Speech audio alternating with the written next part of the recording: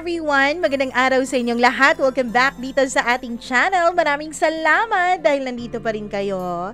Hello ako kay Ma'am Judith McGovern and to her husband.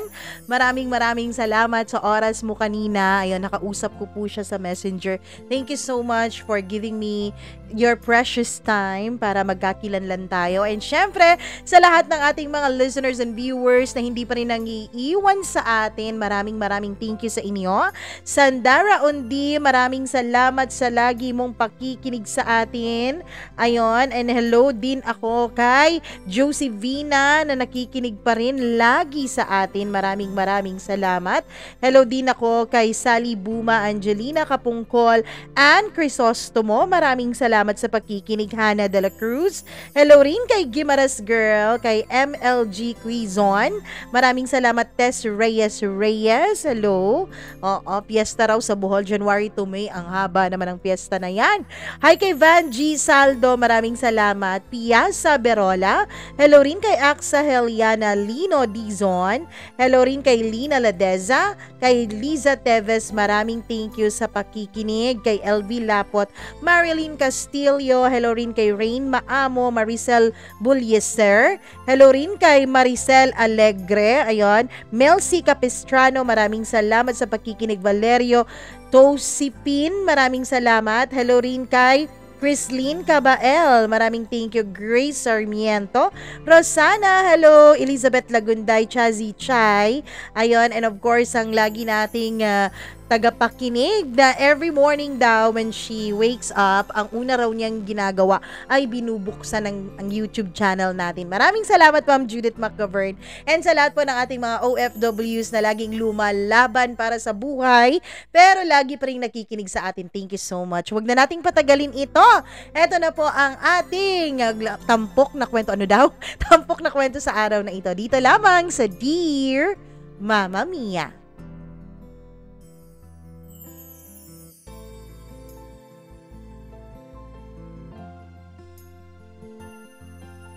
Nakakatawang isipin na ang mga bagay na dati ay hirap na hirap kang marating at hirap na hirap kang gawin, ngayon ay minamani-mani mo na lang.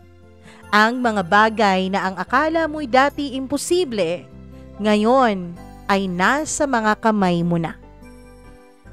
Dear Mama Mia, good day po sa inyong lahat, lalo na sa iyo Mama Mia at sa iyong mga tagapakinig nitong iyong channel.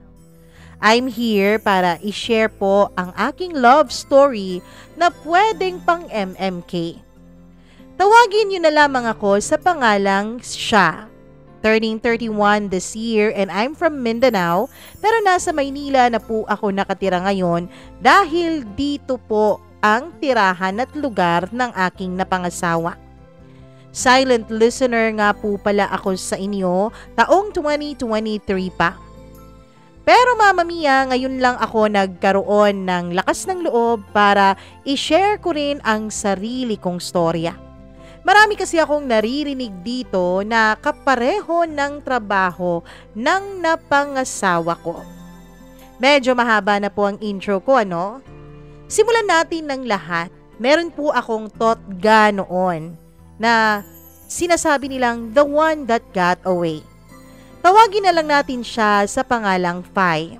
Fai and I were together for more than 3 years ata. Hindi na ako sure. Kasi ang totoo niyan Mama Mia, hindi rin ako sigurado kung paano ba talaga nagtapos ang lahat sa aming dalawa. Bigla-bigla na lang nawala ang aming communication. Kumbaga, pareho kami ng karamihan sa mga relasyon na napakahirap mag-move on. Yung mga hindi nabigyan ng proper closure. Yung bigla na lang nawala na parang bula at bigla na lang din naglaho ang aming relasyon. Mama Mia, nag-move on ako noon. Year 2018 nga pala, nung biglang natapos ang lahat sa amin. Nangyari siya bago ako graduate. Kaya ayun, patuloy lang po ako sa aking buhay. Wala naman akong magagawa, hindi ba? Hindi ko naman alam kung saan ko hahanapin si Pai. Nawala siya na parang bula sa buhay ko. Kaya ayun, pumunta ako ng Maynila that was April of 2018, para magtrabaho. Sa awa ng Diyos ay natanggap naman ako bilang isang admin staff sa isang kumpanya na ang kinikater po ay ang mga taong nagtatrabaho sa gobyerno. Most especially ang mga men in uniform. Ewan ko Mama Mia kung bakit dun ako nakapasok. Marami naman po akong pinag-applyan pero yun po ang unang-unang nag-interview sa akin at ang unang-unang tumawag. Kaya ayun, dun ako napadpad kasi gustong-gusto ko na rin noon na magkatrabaho kasi nakakapagod pong tumambay. Mahirap ang walang pera lalo na sa Maynila na kada kibot mo, pera agad ang katapat. Mama Mia, hindi po ako lumandi nung mga panahon na yun. Hindi po ako pumasok sa mga commitment na ganyan, lalo pat ang mga kliyente namin doon ay mga men in uniform. Nakalimutan ko nga palang banggitin sa inyo na ito pong si Pai ay men in uniform po, Mama Mia, or man in uniform. Hindi ko na lang sasabihin kung ano exactly ang trabaho niya, basta ganon. Medyo na-trauma po ako sa mga men in uniform nung mga panahon na yon. Inisip ko na baka halos sila lahat siguro ay mga ganong uri ng lalaki. Bigla-biglang dumadating sa buhay mo, pero bigla-bigla din namang nawawala ng walang paalam. Well, hindi ko nila lahat, Mama Mia, dahil meron naman akong naririnig dito sa iyong programa na mga men in uniform na responsible at hinding-hindi basta-bastang nawawala sa buhay ng kanilang minamahal. Isang araw, nasa office po ako noon. Doon ko nalaman na itong isang office mate ko ay mahilig pala talaga sa dating apps. Ni-recommend niya sa akin ang dating app na Bumble, Mama Mia, kasi sabi niya legit daw ang mga tao doon. Like mga professional daw halos lahat at wala raw masyadong poser doon sa app na yon. So ako naman, kasi medyo nababagot na rin ako, trabaho, bahay lang naman ang buhay ko, ay sinubukan kong pumasok doon. Inisip ko, baka nga naman nasa AFAM ang aking ka-forevermore. At first, wala talaga akong kaalam-alam kung paano ba ang galawan doon. Swipe lang ako ng swipe, Mama Mia. Swipe to the right, swipe to the left. Yun lang ang ginagawa ko dahil wala naman akong kaalam-alam sa mga dating app na yan. Eto palang Bumble, Mama Mia, iba pala ito sa mga dating apps. Kasi yung ibang dating apps, Mama Mia, hindi ba mga lalaki ang unang nagme-message usually sa mga babae? Sa Bumble po, Mama Mia, mga babae ang nauunang mag-make ng move. Like ikaw ang maunang mag-chat dun sa user na nakaka-match mo o dun sa user na gusto mo. That's what I heard dun sa ka-office mate ko, Mama Mia, kasi yun ang sinabi niya sa akin. So ayun na nga, may nag-chat sa akin na isang lalaki sa Instagram. Nilagay ko kasi sa Bumble noon ang Instagram account ko sa bio ko, Mama Mia. Wala akong kaalam-alam na dapat pala ako ang maunang mag-chat. Nag-antay din talaga ako kung sino sa mga nakaka-match ko ang unang mag-chat sa akin. Kaya pala lahat sila ay sa IG nag-chat sa akin, Mama Mia. Reply din ako nung Pakistaning businessman na naka-base sa Bataan. Okay din naman siyang kausap, tapos lagi po siyang nag-aaya sa akin na mag-travel kami pero never po akong nakipag-eyeball sa kanya. One day, nag-check po ako ng messages ko sa Insta and then accidentally, na-open ko po ang isang message na nasa message request ko. So dahil na-open ko na, nako naman, wala akong choice kundi ang mag-reply dun sa message niyang, "Hi Bumble." One day ago na ata ang message na yon bago ko pa nabuksan at na-replyan ng hello. Napansin ko itong isang lalaki kasi hindi ko po siya nakamatch sa Bumble. Mama Mia, wala rin akong makita na ka-profile niya dun sa Bumble ko. Kumbaga, sabi niya, siya lang daw ang nakakita sa akin. So ayun, nag-exchange messages kami. medyo na-enjoy ko na makipagtsikahan sa kanya sa Instagram. Isa pala siyang civil engineer, 38 years old. Akala ko ay bata pa siya, pero nung mga panahon na yon ay pwede na pala siyang pumasa bilang tito ko. Grabe yung chikahan level namin. Inintroduce niya ako sa kanyang Facebook account. Inad niya ako doon, so nagpatuloy ang usapan namin sa Facebook Messenger. Napansin ko, Mama Mia, na legit pala ang taong ito kasi inintroduce niya ako sa kanyang Facebook. So ayun, patuloy pa rin ang aming pag-uusap. Every day and night siyang nag-a-update sa akin, like lagi talaga akong nakaka-receive ng mga messages na good morning, lunch ka na, good evening, or good night. Basta mga ganong klaseng update. Hanggang siya, dumating ang punto na siya na nga ang lagi kong ka-late night talk, Mama Mia. Noong mga panahon na yon ay lagi pa rin nagme-message sa akin yung Pakistani na napakakulit talaga at gustong-gustong makipag-meet up sa akin. Kaso nga lang, Mama Mia, natatakot po ako sa mga meet up na ganyan. Inisip ko baka kung anong mangyari sa akin. Baka hindi na ako matagpuan ng mga magulang at pamilya ko kinabukasan. Ang gusto ko lang naman ay e-enjoy ang pakikipag-chat at pakikipagkaibigan sa internet. Wala naman akong balak noon na maghanap talaga ng seryosong karelasyon. Gusto ko lang ng may nakakausap para mawala naman kahit papaano ang boredom na nararamdaman ko. So to make the long story short, naging MU kaming dalawa nitong si Mr. Civil Engineer na lagi ko pong ka-late night talk. By the way, let's call him Yael na lang. Kasi ang paningin ko sa kanya ay para po siyang si Yael ng Sponge Cola. Nag-level up kaming dalawa ni Yael. Mula sa chat-chat ay nag-video call na rin kami, Mama Mia. So doon ko na-confirm na hindi nga siya poser, hindi poser account ang ginamit niya. Totoong tao ang kausap ko kasi nakikita ko siya sa video call. By the way, mula nung naging close kami ni Yael, ay dinilit ko na po ang aking Bumble account dahil pakiramdam ko, Mama Mia, ay nakita ko na ang taong nakakamatch ko nga talaga sa pag-uugali. Wow, marupok yarn. Kaya ayon, nag-decide kaming dalawa ni Yael na mag-meet matapos ang ilang buwan naming pag-chat. December 2018 ang usapan namin na mag-meet. Ewan ko, Mama Mia, kung ano ang nakain ko nung mga panahon na yon at bakit bigla na lang akong pumayag na makipagkita sa kanya. It's not my thing talaga na nakikipag-eyeball sa mga taong nakikilala ko online. As in, first time ko talagang gawin yon. Ang totoo niyan ay muntik pa talaga akong hindi matuloy dahil meron pong mga pangyayari na naganap na siyang nagpatigil sa akin. Pero itong si Yael ay napakadesididong makipagkita sa akin. Siya mismo ang nag-book ng Grab for me, Mama Mia, para lang makapunta ako dun sa meeting place naming dalawa. Alam nga naman, Indianin ko yung driver, hindi ba? So sumakay na lang ako. Pagdating ko sa meeting place ay wala pa doon si Yael. Ang ini-expect ko sana, Mama Mia, ay nandun talaga siya sa mismong pinagbabaan sa akin nung aking sinakyang Grab car.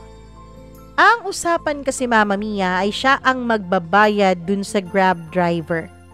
Kaya lang wala siya dun mismo.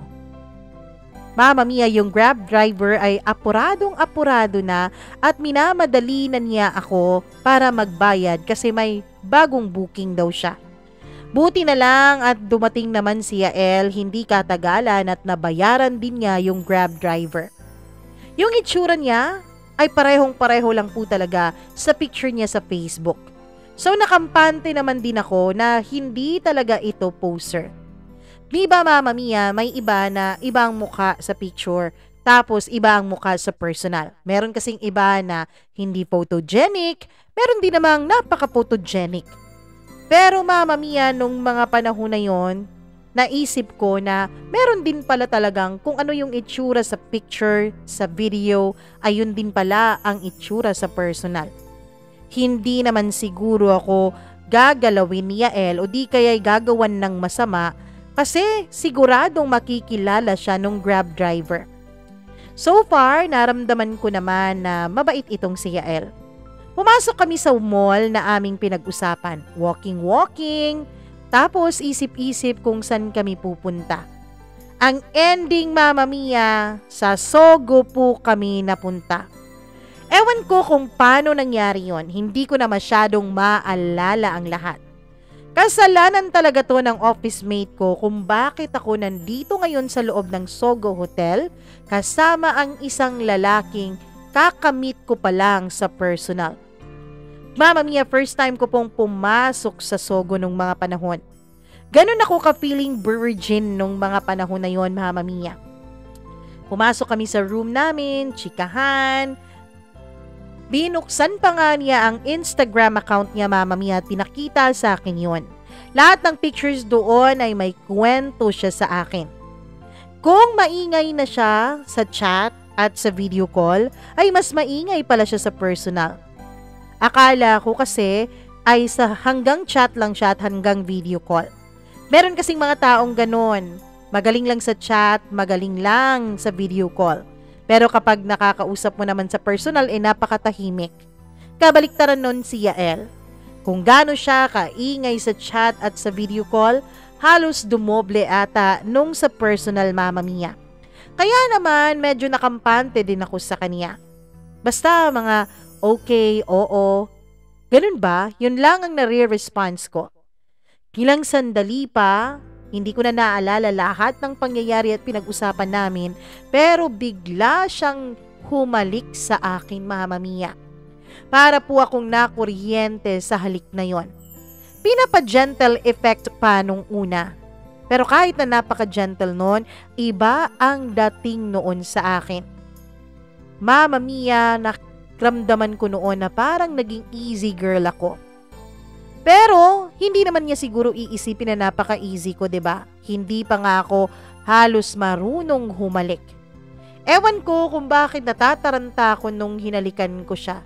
Hindi naman na ako virgin nung mga panahon na yon.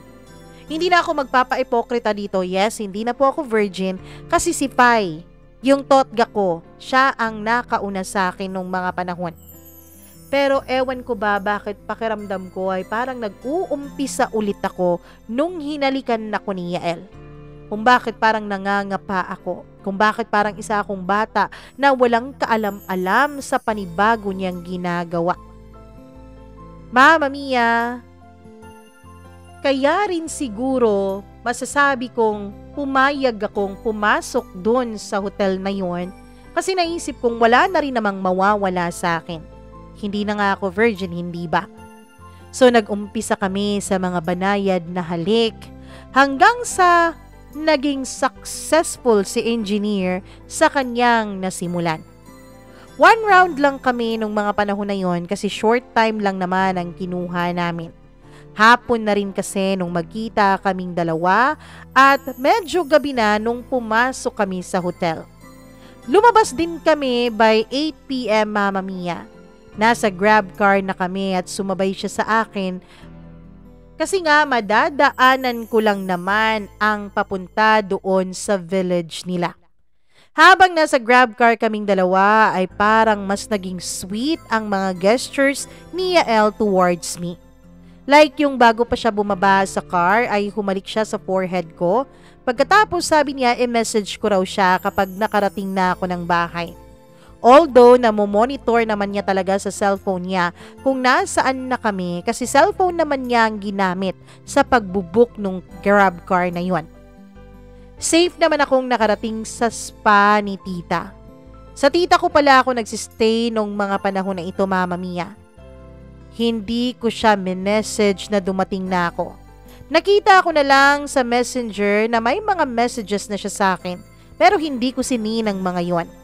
Nagpaka-busy ako sa pagtulong dun sa spa ng tita ko that time. Basta, ewan ko Mama Mia, tinanggal ko sa utak ko yung mga nangyari.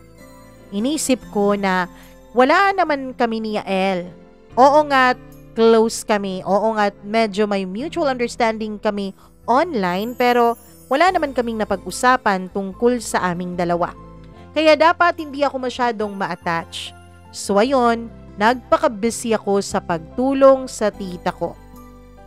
Mama Mia, ang nasa utak ko rin nung mga panahon na yon ay baka hindi na rin magchat-chat at hindi na rin magiging interesado si Yael sa akin kasi nga nakuha na rin naman niya sa akin ang kanyang gusto. Ano pa ba ang gusto ng mga lalaki sa mga babae? Di yung kanilang mani, hindi ba? After ilang araw, inisip ko ay manggo-ghost din ito. Habang tumutulong ako nung gabing yon sa spa ni tita, inisip kong baka matulad nga lang din si Yael dun kay Fai. Si Fai nga may klaro kaming relasyon pero biglang nawawala. Biglang hindi na lang nagparamdam at ginost ako. Paano pa kaya si Yael?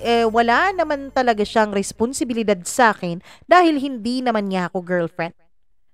Pero sa kabila ng pag-iisip ko ng ganon, pagkatapos ng trabaho ko, Mama Mia, ay nag-reply din naman ako sa kanya. O diba, napakamarupok. Sabi ko na lang sa kanya ay galing ako sa pagdi-dinner at medyo na busy ako kaya hindi agad ako nakapag-message sa kanya nung dumating ako. Nag-thank you na lang din ako sa kanya, Mama Mia, kahit na ang totoo, medyo ako ang lugi nung pangyayaring yun. I admit na kahit sinabi ko sa utak ko na wag ma-attach, ay na-attach din ako kay Yael after what happened to us. Like, mag-e-expect na ako ng mga greetings niya sa akin every day, every night, at hinahanap-hanap ko na yung pag-a-update niya sa akin. And so far, naging consistent din naman si Yael. Hindi kami masyadong nagte-text during daytime kasi pareho po kaming may mga trabaho niyan. Kumbaga sa hapon lang kapag nakakapag-out na kami pareho sa trabaho, tsaka kami nagkakaroon ng maraming oras para makapag-chat dalawa. Hanggang sa late night talk nga. Si Fai naman nung mga panahon na yon ay wala pa rin akong balita at hinayaan ko na lamang, Mama Mia.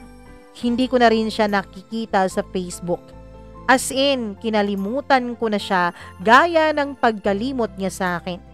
Mas nag-focus na lang ako nung mga panahon na yon kay Yael. Pinanindigan ko na lang, Mama Mia, ang pag-move on ko kay Fai kahit na wala naman talaga kaming proper closure na dalawa. Hindi ko na lang din iniisip kung anong nangyari sa kanya o kung anong nangyari sa relasyon namin. Basta, kay Yael na umiikot noon ang mundo ko. May feelings na ako para sa kanya pero hindi ko pinaalam kasi nga baka yung kanyang pagsusweet-sweet sa akin ay ganun din siya sa iba niyang nakaka-chat. Wala kasi kaming relasyon. December after Christmas, nagkita kaming dalawa ni Yael again. Sa Sogo pa rin ang hantungan naming dalawa, Mama Mia. Naging suki talaga kami sa #SoCleanSoGood. Kumbaga, Mama Mia, parang may mutual understanding na rin kami kahit na hindi namin sinasabi na kapag nagkita kaming dalawa ay talagang may mangyayari sa aming dalawa ni Mr. Engineer. And this time, kung nung una naming pagkikita ay naka 1 round lang kami, this time ay naka 3 rounds ata kami. At Mama Mia, sasabihin ko po sa inyo na yun po yata ang pinakamasarap kong experience so far sa pakikipagtalik. Alam ko na nasasabihan nyo akong malandi. Nasundan pa ng nasundan ng napakaraming beses yung ganong setup naming dalawa ni Yael. Magkikita, kakain, magsusogo, tapos dun namin nilalabas sa loob ng kwarto ang aming init na nararamdaman sa isa't isa. January 2019, Mama Mia, at siguro mga nakalimang beses na kami ng pagkikita nito nung mga panahon na yon, nung naisip ko na gusto ko na talagang malaman kung ano ba talaga ang estado sa aming dalawa. Label na lang kasi ang kulang sa amin. Pinopost ko na po siya sa My Day ko at ganun din naman ako sa kanya. Hanggang sa Mama Mia, hindi ko na nga napigilan ang sarili ko at tinanong ko na siya kung ano ba talaga kaming dalawa. Nag-check the label na ako nung mga panahon na yon kasi naisip kong magiging lugi talaga ako kung sakali mang mabuntis ako ni Yael tapos wala pa kaming label dalawa. January 12 nung nagkaroon na talaga ng label ang aming relasyon. Masayang masaya ako noon, Mama Mia, dahil alam kong hindi na lang ako basta para usa ni Yael. Ang totoo niyan, nung tinanong ko siya kung magkaano-ano ba talaga kaming dalawa, ay hinanda ko na ang sarili ko sa posible niyang sasabihin na hanggang sa tikiman lang kami. Buti na lang at hindi, Mama Mia. Hinawakan niya ang mga kamay ko in public, tapos label lang din pala ang inaantay niya sa akin. Nung nagkita kami at nag-check the label na kami, ay nag-check-in ulit kami sa paborito naming hotel. Ako na lang talaga ang nahihiya, Mama Mia, kasi pakiramdam ko ay kilalang kilala na kami ng mga taong nagtatrabaho doon. Sinabi ko sa kanya na baka pwedeng sa ibang branch naman kami, kasi nga namumukhaan na kami ng mga tao dun sa palaging branch na suki namin. Kapag nakakarating kasi kami doon, Mama Mia, ay nginingitian na nila kami na para bang, dito na naman kayo, sir? Wala ba kayong kasawaan sa isa't isa? Yun po ang nababasa ko sa kanilang pagmumukha. Ewan ko kung ako lang yun pero siguro it's the guilt and pagkapahiya inside me that's speaking.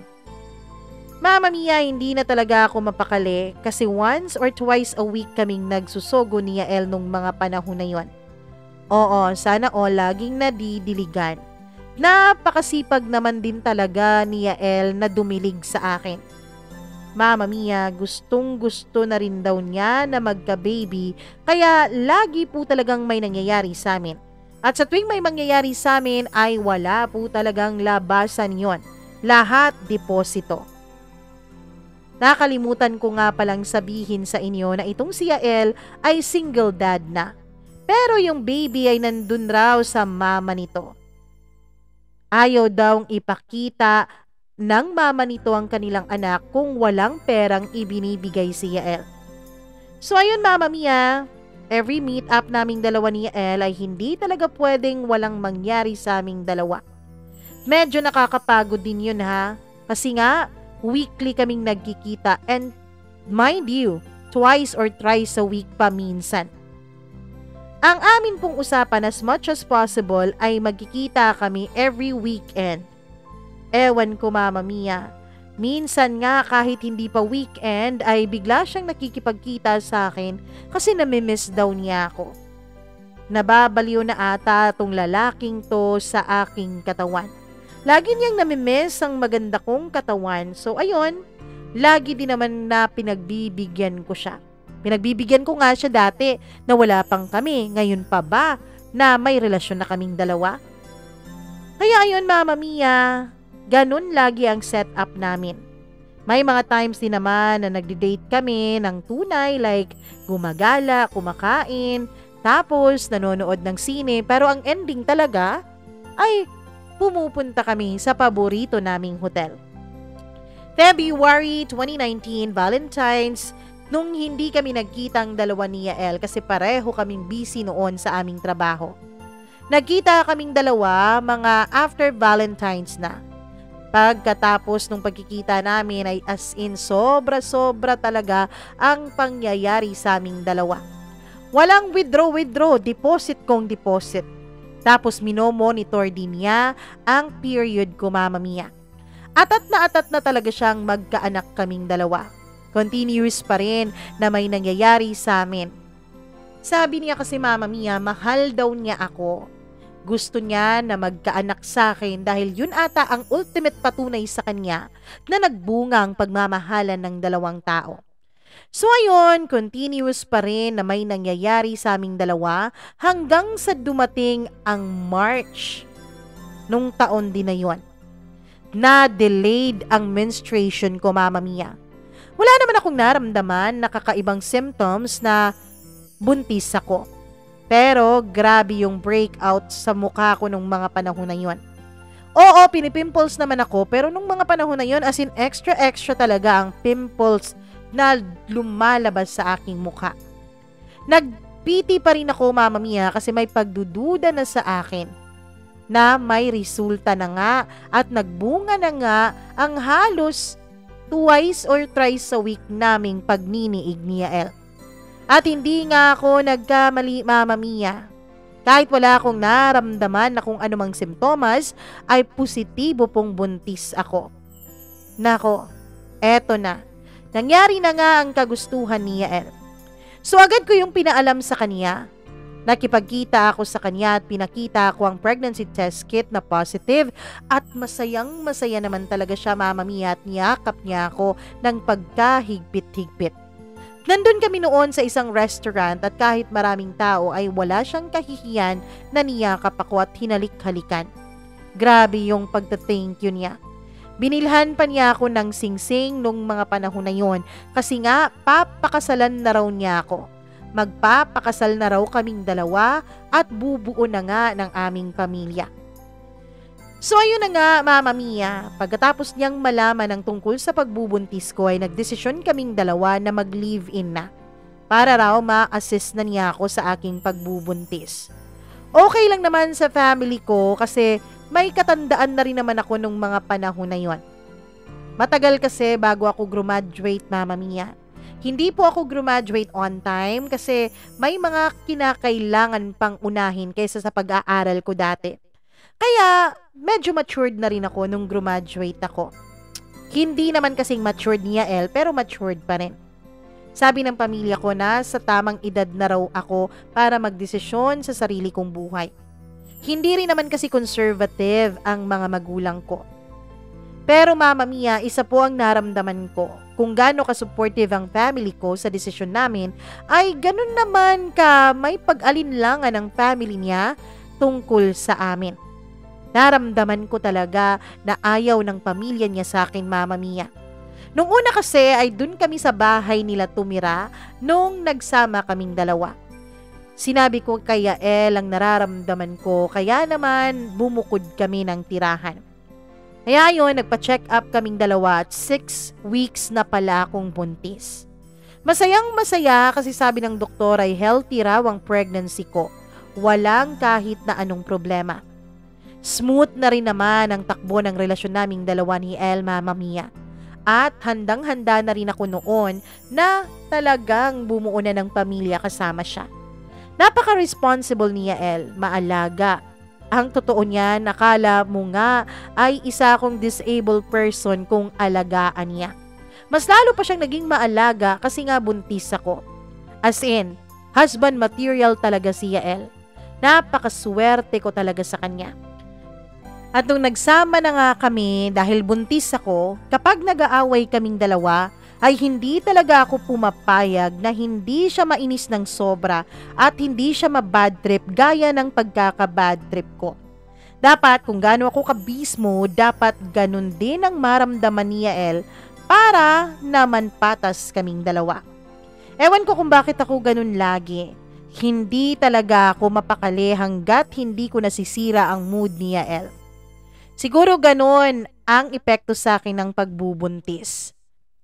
Fast forward tayo, Mama Mia, nung malapit na akong manganak. Naikasal na rin kami ni Yael sa civil nung mga panahon na yon. Bigla akong nag-emergency cesarean, Mama Mia, kasi hindi na normal ang heartbeat ng baby ko. Nung pag-IE sa akin ay close pa raw ang cervix ko kaya kailangan ko ng i-cesarean section para hindi malagay sa alanganin si baby. November 2019 yun nangyari. Nakalabas na ang baby namin at safe naman ng lahat. Lumabas din kami, Mama Mia, na wala namang masyadong paghihirap.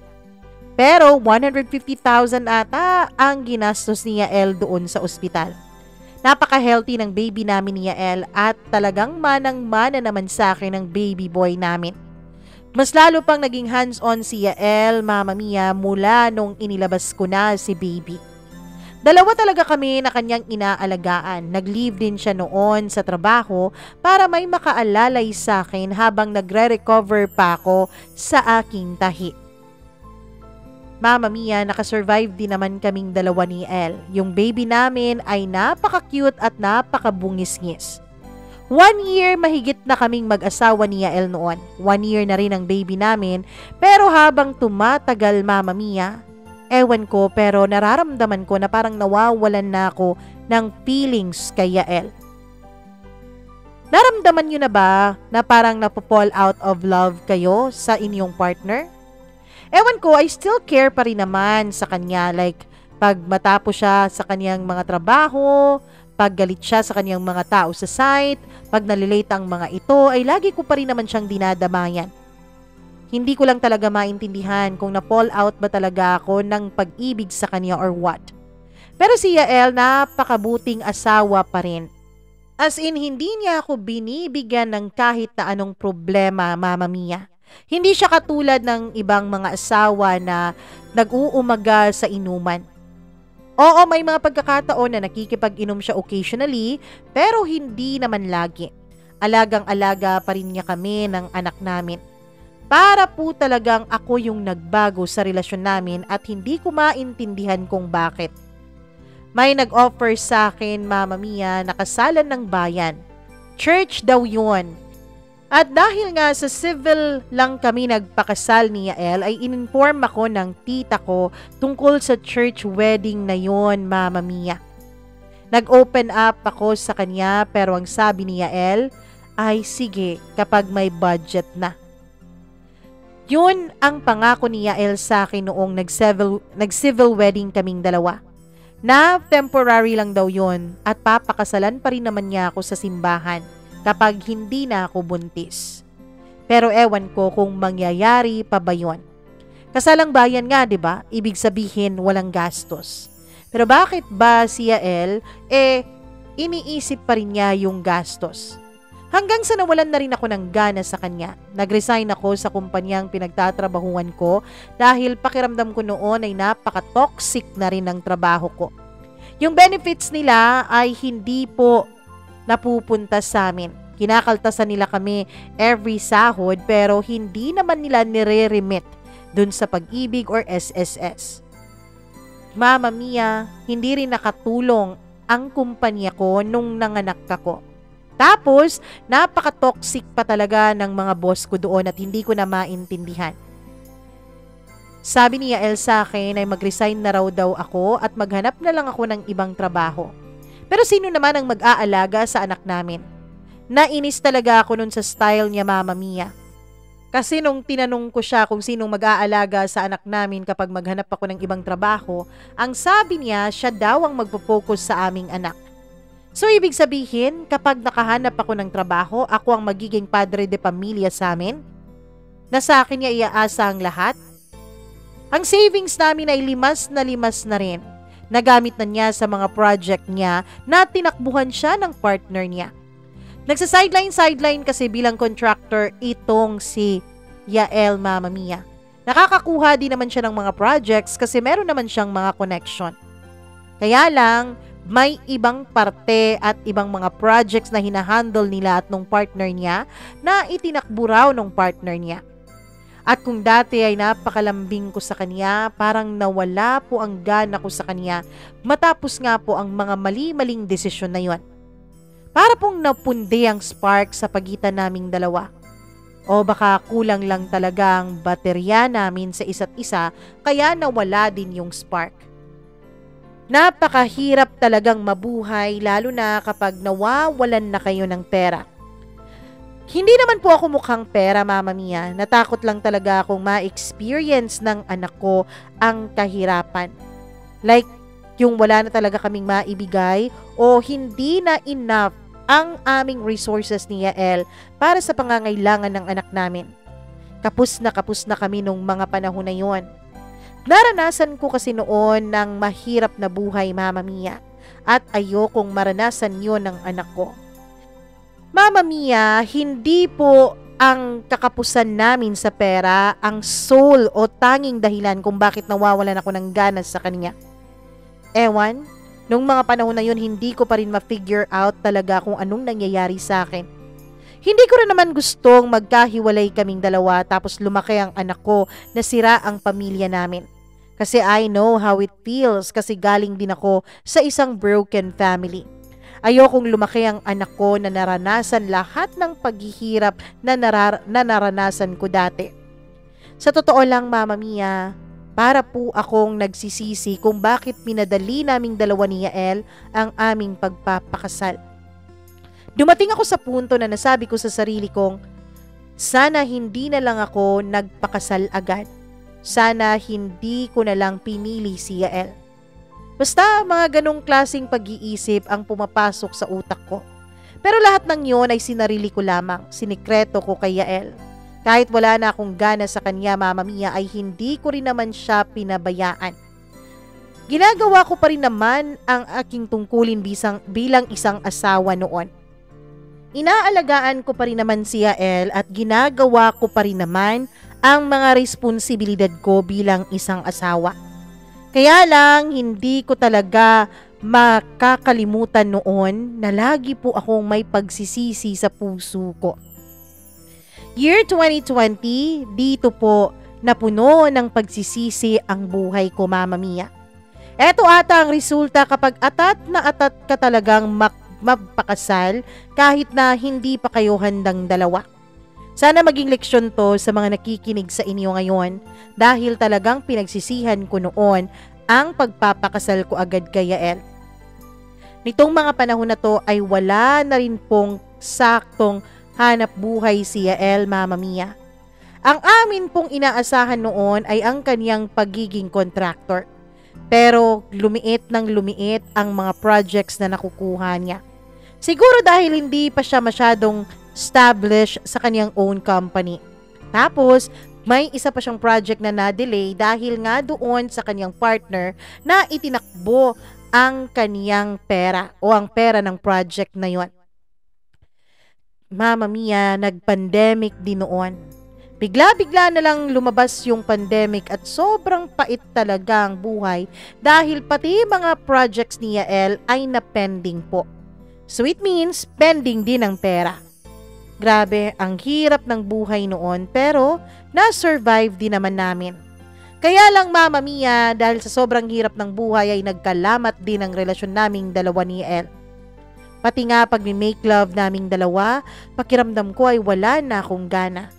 Hindi ko na na-enjoy, Mama Mia.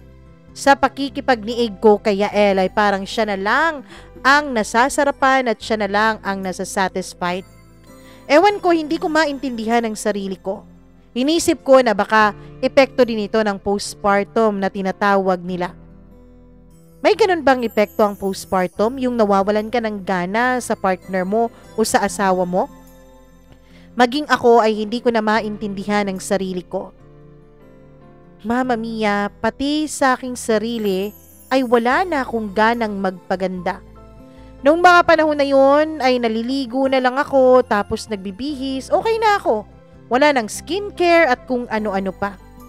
Hindi ko alam kung nasisense ba ni Yael na parang nawalan ako ng gana sa buhay. He never changed, Mama Mia. Caring pa rin naman siya kahit mahirap ang buhay namin. Hindi pa rin naman siya nagkulang bilang aking asawa. Ina-appreciate ko naman siya pero sa isip ko nung mga panahon na yon, oo nga, mabuti siyang ama sa anak namin at mabuti siyang asawa sa akin. But there's really something na naiinis ako sa kanya. At isa na nga doon, yung parang nararamdaman kong pinipressure niya akong mag-apply ulit ng trabaho. Kasi kailangan niya raw ng financial help ko. Naiintindihan ko naman ang point niya, don't get me wrong, Mama Mia. Ang akin lang, ayoko po sana pang magtrabaho noon dahil napakaalanganin pa. Batang-bata pa ang anak namin. Tapos gusto na niya agad na magtrabaho ako. If ever man raw na ma-hired ako, siya na raw bahala kay baby. Willing naman akong tumulong, Mama Mia, pero ayokong iwan ang anak ko. Tapos isa pa, bakit niya sasabihin na siya ang bahala kay baby? Ayaw na ba niyang magtrabaho kapag nagkatrabaho ako? Naisip niya rin noon na pwede daw kaming kumuha ng babysitter. Pero napakahirap po talagang umasa at magtiwala sa babysitter, lalo pat meron na akong mga nababalitaan na mga batang inabuso ng kanilang mga tagabantay. Ewan ko kung nagigets niyo ang point ko. Baka mabash ninyo ako dahil baka akalain niyo na selfish ako nung mga panahon na yun. Pero sa mga nanay dito, hindi ko rin alam kung naramdaman nyo yung naramdaman ko dati na ayaw mong mahiwalay sa anak mo. Patuloy pa rin ang buhay namin. Pero dahil nga mahirap at nagkakaproblema na kami sa pera, ay may pagkakataon na nag-aaway na rin kami. Hindi naman grabe yung pag-aaway, pero parang kapag nag-aaway kami, Mama Mia, pati sa pakikipagsagutan sa kanya ay nawawalan na rin ako ng gana. Pero kahit na gano'n, never naman akong naghanap ng iba. Kahit na gano'n, never naman akong na-in love sa iba. Kung may pagkukulang si Yael, never ko naman yung hinanap sa iba. I stayed kahit na wala na akong gana at kahit pakiramdam ko ay wala na akong pag-ibig sa kanya. I stayed for the sake of our child. Ayoko masira ang pamilya ng baby ko. Yun ang itinatak ko sa utak ko. I will do everything for my baby. Mabigyan ko lang siya ng magandang kinabukasan at kompletong pamilya. Patuloy pa rin ako sa pakikisama kay Yael kahit nawawalan na ako ng gana. Hanggang sa dumating yung isang pangyayari na talagang nagpabagsak ng buhay ko. Pinakamalaking pagsubok na aking naranasan, Mama Mia. One morning, busy ako noon sa pag-aalaga ng baby namin. Usually si Yael talaga ang unang gumigising sa aming dalawa, but that time, nag-wonder talaga ako kung bakit ang sarap-sarap ng tulog ni Yael. Wala lang sa akin yun dahil inisip ko baka napagod siya sa site. Wala pa nga siyang maayos na trabaho, pero lagi pa rin siyang nagjo-duty everyday. Not as a project manager, but as a laborer, Mama Mia. Tumutulong siyang nagbubuhat ng mga glass sa site dahil nahihiya daw siya sa foreman niya na ito lang ang kumikilos tapos maliit lang ang ipinapasahod niya. Ganun po kasipag si Yael pagdating sa kanyang trabaho. Maski anong posisyon ay tinutulungan niya talaga para mapagaan ang trabaho ng kanyang mga tao. Glass and aluminum pa lang scope ni Yael if familiar kayo dyan. Balik tayo sa storya, Mama Mia. Ayon, hinayaan ko na lang siyang matulog para at least makabawi man lang sa kanyang pagod. Nagulat na lamang ako nung hindi pa rin siya nagigising dahil late na. Kaya ayon, Mama Mia, ginising ko na siya para kumain na. Kaya lang hindi siya magising. I thought nung una ay nagbibiro lamang siya. Hindi ako lumabas ng kwarto. Hinayaan ko siya na isipin niyang lumabas na ako para kunwari ay wala na ako sa kwarto at babangon na siya. Kaya lang hindi pa rin siya bumabangon at doon na ako kinabahan. Naisip ko, Mama Mia, hindi naman siguro niya ako pinaprank. Kasi may isang beses na pinaprank niya ako dati. Sinabi ko naman sa kanya na ayokong pinaprank ako. Kaya yon, ginigising ko talaga siya ng sobra. Hinampas-hampas ko na, sinampal na, pero wala pa ring nangyayari. Umiiyak na ako noon habang ginigising ko siya, tapos Mama Mia, ang baby ko ay umiiyak na rin. Ewan ko kung naramdaman niya ang takot ko noon. O baka naisip niya kung ano bang ginagawa ko sa papa niya at bakit ko ito sinampal-sampal. Kaya ayon, dali-dali akong tumawag ng ambulansya. Magdating sa ER ng hospital na malapit lang sa amin, ay dead on arrival na po si Yael. Para ako noong pinagsakluban ng langit at lupa, Mama Mia. Naramdaman ko na parang pasan ko ang buong daigdig nung time na yon. Bit ko pa ang baby namin kasi kaming dalawa nga lang sa bahay. Buti na lang at dumating ang tita ko at siya ang nag-alaga sa baby ko. Grabe, parang hindi kayang mag-sink in sa utak ko na nawala na parang bula si Yael. Until now, Mama Mia, ay naiiyak pa rin ako habang tinatype ko itong kwentong to. Iyak ako ng iyak hanggang sa dinalang na nga sa morgue ang katawan ng asawa ko ay umiiyak pa rin ako. Sa burol ni Yael, lagi pa lang akong nakatulala, Mama Mia. Hindi ako makausap ng maayos ng mga tao. Wala akong ganang kumain, matulog o kahit paman anong gawain sa buhay. As in, wala akong gana sa lahat-lahat. Yung tita ko pa rin ang nag-aalaga sa baby ko that time. Wala akong ibang ginawa kundi ang matulala at umiyak. Doon ko na-realize, Mama Mia, Habang tinitignan ko ang kabaong ng asawa ko, doon nag-sink in sa akin ang lahat. Biyuda na ako. At doon ko rin na-realize na mahal ko pa rin pala si Yael. Na-guilty talaga ako dahil parang pinaramdam ko sa kanya na hindi ko na siya mahal nung mga natitirang araw ng buhay niya. Nung buhay pa siya, ay hindi ko man lang masyadong pinaramdam sa kanya ang pag-ibig ko. Oo't nga't ginagawa ko pa rin ang tungkulin at obligasyon ko bilang asawa, pero hanggang doon na lang. Nawala ang lambing ko. Grabing pagsisisi ang naramdaman ko noon. I even blamed myself sa kanyang pagkawala. Question ko pa ang Diyos kung bakit kailangang mangyari sa akin lahat ng yon. Kung talagang maikli na lang ang oras ni Yael, bakit pinaramdam pa niya sa akin na nawawalan ako ng gana sa asawa ko? Sana sa mga natitirang araw ni Yael ay naiparamdam ko man lang ang aking pagmamahal. Mama Mia, oo, naramdaman ko na parang wala na akong pag-ibig sa asawa ko. Pero hindi ko naman po pinangarap na mawala siya sa buhay namin ng anak ko. Kaya nga nagstay ako, 'di ba? Kaya nga hindi ako naghanap ng iba kahit may kulang na sa pakiramdam ko. Grabe ang pagtatanong ko noon sa Diyos. Iyak ako ng iyak dahil sobrang sakit para sa akin ang mga nangyayari. Mama Mia, totoo pala yung sinabi nila na walang pagsisising nauuna. Naramdaman ko ang labis na pagsisisi kasi hindi ko man lang nasuklian ang kabutihan ni Yael sa amin ni baby. Kinisip ko pa na magpapakasenyorito siya, kaya niya ako pinipilit noon na magtrabaho na.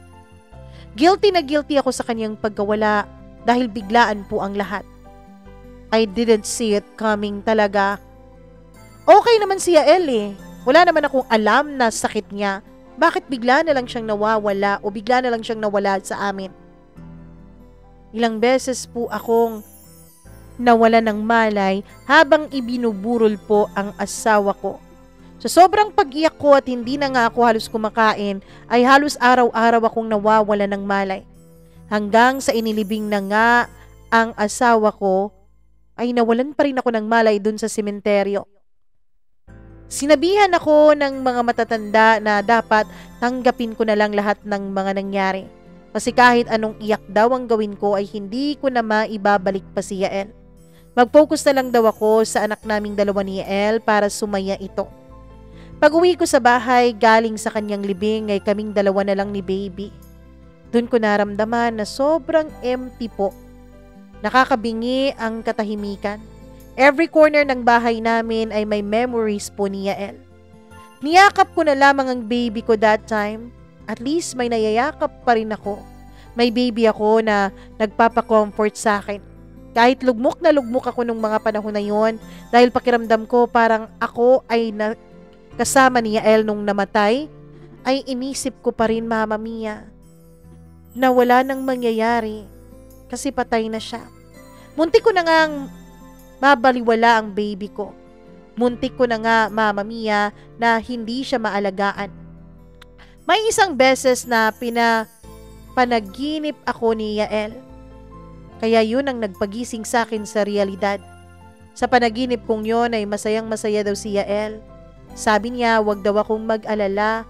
Nandyan lang daw siya para tumulong sa akin sa pag-aalaga ng anak namin kahit wala na siya. Mama Mia, kahit panaginip yun, pakiramdam ko ay totoong totoo. Grabe ang iyak ko nun sa panaginip ko at nagising na lamang ako na umiiyak at sorry ng sorry sa baby ko. After nun, ay nag-shift ako ng mindset. Nag-focus ako sa baby ko. Pinilit ko ang sarili kong bumangon everyday para sa anak ko kahit na napakahirap talagang magpatuloy. 40 days ni Yael, pumunta kami dun sa libingan niya. Umiiyak na naman ako. Kinakausap ko siya, Mama Mia, na para bang nasa harapan ko lamang siya. Nagsumbong ako sa kanya ng mga hinaing ko. Hi love, kumusta ka na dyan? Nag-uumpisa na naman akong umiiyak. Bakit ka ganyan, love? Bakit bigla ka na lang nang iiwan? Mabuti ka pa dyan kasi okay ka na. Ako dito, sinusolo ko lahat ng responsibilidad na naiwan mo. Ang dami-dami ko pang shinare sa kanya nung dumalaw ako sa libingan niya, Mama Mia. Grabe, kahit 40 days na pakiramdam ko ay kahapon lang nangyari ang lahat.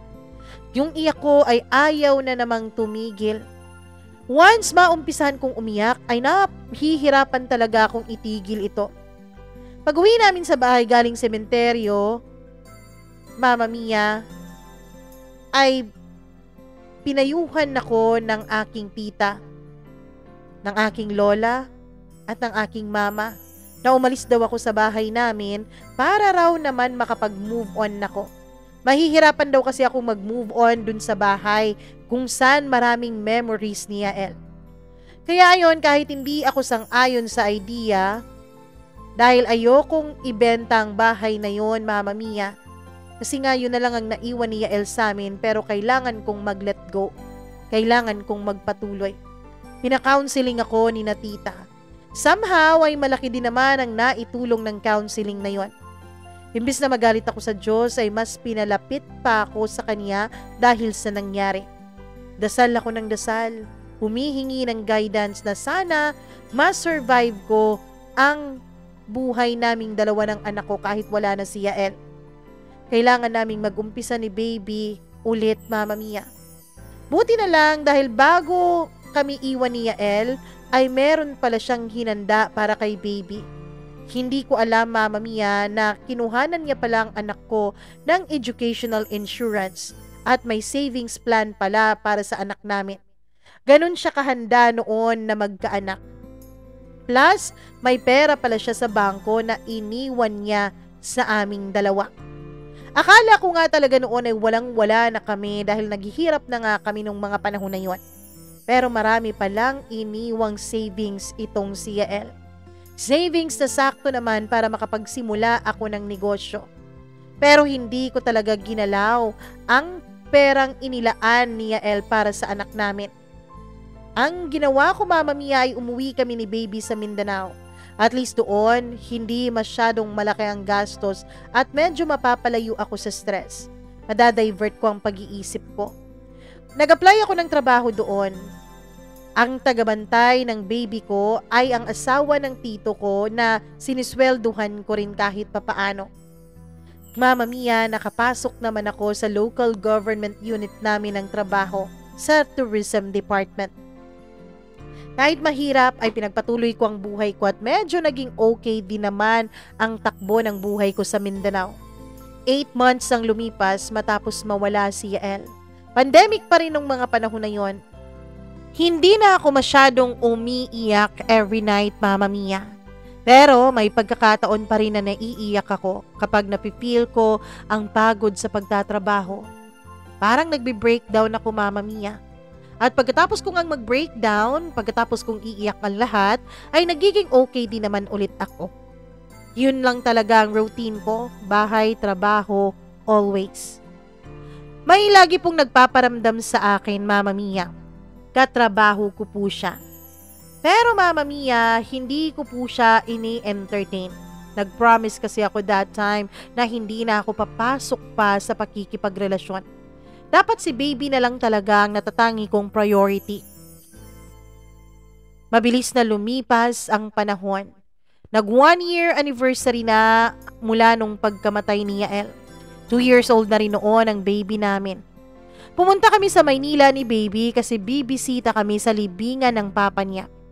This time, hindi na po ako umiiyak habang kausap ko siya sa kanyang libingan. Hindi na rin masyadong mabigat ang feeling ko. Siguro nakatulong talaga ang pag-uwi ko ng Mindanao. Matapos ang kanyang death anniversary ay bumalik din naman kami ni baby sa Mindanao kasi may trabaho pa akong babalikan. 1 week lang ang leave ko nung mga panahon na yon. Buti na lang at mabait ang mayor namin at pinayagan akong mag-leave ng 1 week. Nasa airport na kami nito ng baby ko. Mahirap talagang bumiyahe na may babing kasama lalo na kung mag-isa ka lang. Pero thankful din talaga ako dahil hindi po perwisyo ang baby kong alagaan. Parang gustong-gusto nga niyang bumabiyahe lagi. Habang nag-aantay kami noon ng boarding time namin pabalik ng Mindanao, ewan ko kung anong nangyari at bigla na lang umiiyak ang baby ko. Nagwawala talaga siya at hindi po siya tumatahan. Ewan ko kung bakit ganito, hindi naman siya ganito usually. Pero nung panahon na yun ay hindi ko nga siya mapatahan kahit pa si Miss Rachel na paborito niya dun sa YouTube. Nagulat na lang ako nang may isang lalaking nag-volunteer para naman aliwin ang baby ko. Usong-uso pa kasi nung time na to ang face mask. So, hindi ko agad na aninag ang mukha nung lalaking lumalaro-laro sa baby ko. Miss, can I? Sabi niya sa akin na ang gusto niyang ipahiwatig ay kanya pong kakargahin si baby. Pumayag na lang ako dahil hindi ko na talaga alam noon kung paano ko papatatahanin ng baby. This time, Mama Mia, ay tinanggal na niya ang face mask niya kasi nga aaliwin niya si baby. Ang pogi naman ng baby na to. What do you want, baby pogi? Biglang natahimik ang baby ko at ngumingiti-ngiti sa taong to. Gulat na gulat ako, Mama Mia, nung nakita ko ang mukha ng taong to. Para pong nanlamig ang buo kong katawan at kinabahan ako ng sobra. Kahit long hair na siya, Mama Mia, kahit mahaba rin ang kanyang bigote ay hindi po ako pwedeng magkamali. Kilalang kilala ko pa rin ang taong to. Kilalang kilala ko pa rin siya at hindi ko kailanman makakalimutan ang kanyang pagmumukha.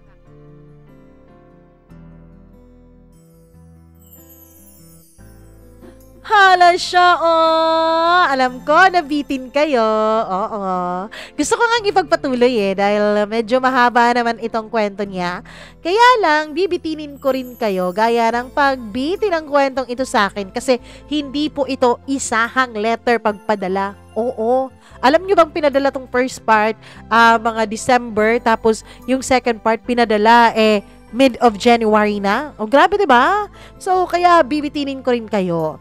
Pero hindi naman masyadong mahaba ang inyong paghihintay dahil bukas na bukas naman ay atin pong dudugtungan ang kwentong ito. Grabe naman. Ang daming nangyari sa first part ng kwento ni Chai. Kayo po ba ay may idea kung sino yung lalaking lumalaro-laro kay baby? Kahit may bigote raw, kahit umaba ang buhok, kahit mahaba at makapalang bigote, ay kilalang kilala niya raw. Naku naman, bukas malalaman natin kung sino ba talaga etong taong umaaliw-aliw sa baby niya. Aminin, nabitin kayo. Sa lahat ng mga nabitin dyan, please like and share this video. Huwag nyo rin kakalimutan na mag-subscribe dito sa channel natin, mag-click ng notification bell para lagi po kayong na-update sa tuwing meron po tayong video na ilalabas. At wag nyo rin kakalimutan na mag-share ng sarili ninyong kwento, pero wag yung ganito na pinabitin talaga ako ng pagkahaba-habang panahon. Okay? Isahan ang pagpadala nyo ng kwento. Please lang. Email lamang po kayo sa mamamiacdo0317@gmail.com at pakilike and follow na rin ang ating iba pang social media accounts, mamamiacdo0317@gmail.com. Ay, ano ba? Mama Mia CDO on Threads, Instagram, TikTok, and Facebook. Naku, nawawala na rin ako sa sarili ko. Mukhang gutom na ata ako. So, kakain muna ako at bukas natin dudugtungan ang kwentong ito ni Chai. Dito lamang sa paborito niyong programa. Maraming salamat sa inyong pakikinig at panonood. Ako po si Mama Mia. Magandang araw po sa inyong lahat. Bye-bye!